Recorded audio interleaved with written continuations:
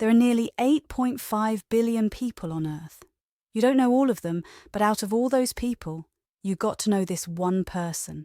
You got to experience what it's like to interact with someone who sees things differently than you do. Isn't that interesting? Instead of getting all worked up and saying, "I can't handle what happened, it doesn't feel right," you can see it for what it is. That incident didn't have to disturb you.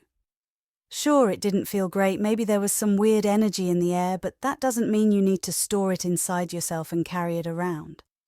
The next time you see that person, why would you hold on to what happened and bring it up again? Like, why did you say that back then? Even if it bothered you, you can be mature about it. You can accept that it happened and talk to them about it calmly if needed. But here's the thing.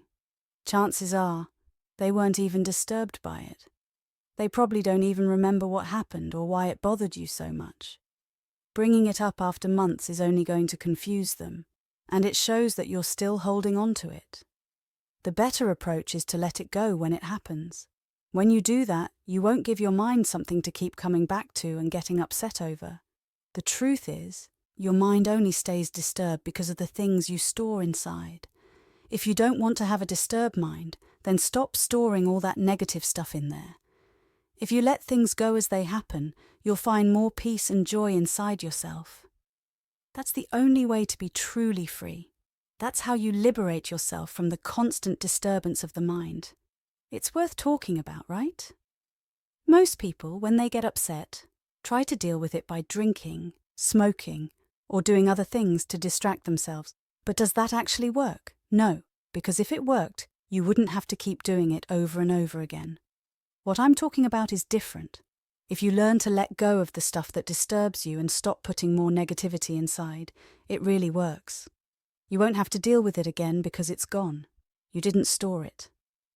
That little issue you had with your friend, you let it go, and it's not going to pop up again in your mind. You won't have to deal with it in the future because you released it. Now compare that to the other approach. I can't handle this, so I'm going to store it. It sounds ridiculous when you think about it. Imagine if I made you say that out loud at a retreat. I can't handle this, so I'm going to store it forever and let it bother me for the rest of my life. It doesn't make any sense, does it? But that's what we do all the time when we hold on to things instead of letting them go. So now you're on your path.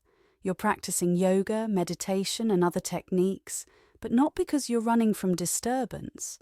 You're doing these things to help you release, to let go.